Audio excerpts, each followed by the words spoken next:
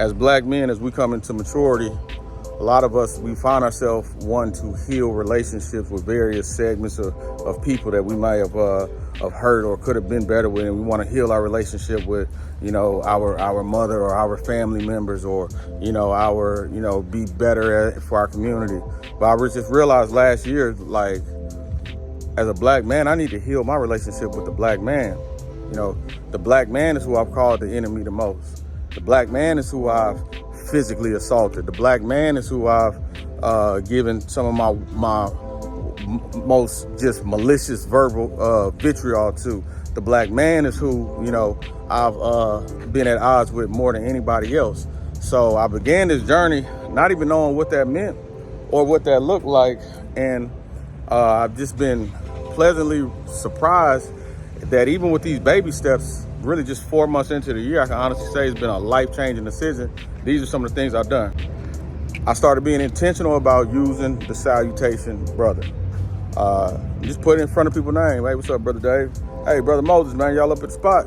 Hey, it was good to see you. What's up, man? Brother Fred. And amazingly, man, when you start calling a man brother, it's a very small thing, a very subtle thing, but used over time as an extended period, it starts creating a different narrative. Now, I always, have used the N-word, amongst, privately amongst, my fellow brothers. I didn't eliminate the N-word, but as the brother came in, the N-word just decreased on its own. I still use it, amongst my people, but brother started framing the relationships a lot different. Next thing I did was I began referring to the thoughts, the knowledge, the ideas of black men as wisdom. And I actually got this from 19 Keys because I seen him on Drink Champs with the brothers from Earn Your Leisure. And I think 19 Keys saw something a little bit differently than the brother from Earn Your Leisure did in regards to Dion leaving Jackson State. But what 19 Keys said was not to interrupt your wisdom, and then he interjected his point. And I just loved the way that sounded, so I started doing it. So I talked to brothers, hey man, thank you for your wisdom. God said something. If I hear someone talking and I kind of cut in, I say, hey brother, not to interrupt your wisdom, and as I started referring to black men's thoughts, ideas, things that they share as wisdom, I just noticed a different vibration in my interaction with brothers.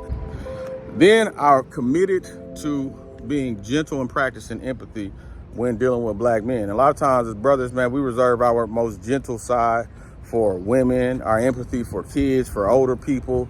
We're gentle more so in our workplace environment, when we're around places we're not as comfortable with, basically for people that don't look like us. But when I put the intention on handling the black man with empathy and being gentle, I noticed a whole different me. I was on Clubhouse and one of the guys on there was like doing some work in his garage and another guy was speaking.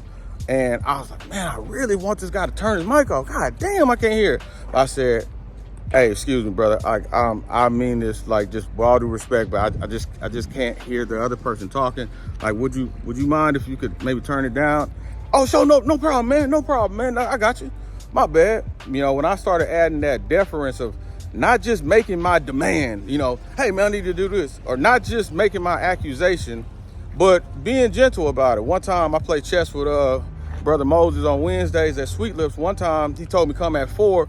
That's usually when they start. Now when I came at 4, I guess, nobody's in there. He was a little busy. He walked in, kind of gave him a quick wave, and now he's sitting at the table meeting with some folks, almost like he never had the conversation with me to meet him at 4.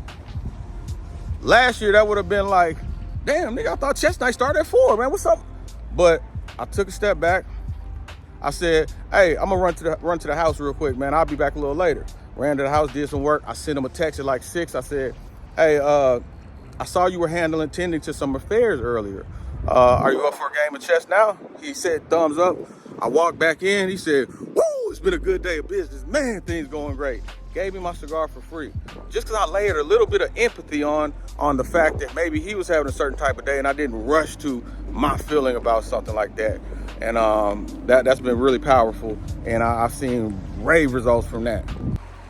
Lastly, what I appreciate about you, one of my new favorite slogans, you know, that I just sprinkle in just when I'm dealing with brothers and they do something that I appreciate. Hey, man, what I appreciate about you, if it's somebody's birthday, man, hey, happy birthday, man. What I appreciate about you, and just those occasional moments of edification go a long way.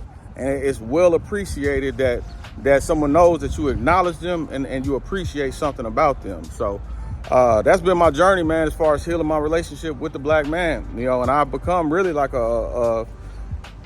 somewhat of a symbol of that purpose in a lot of communities that I'm in. You know what I'm saying? Like, hey, people joke when they see me, I want to hear you talk about edification again. You know, it has really become a part of my identity, and it's something that's happened with some real relatively simple steps, man. So hey, that's how I'm healing my relationship with the black man. Y'all stay blessed.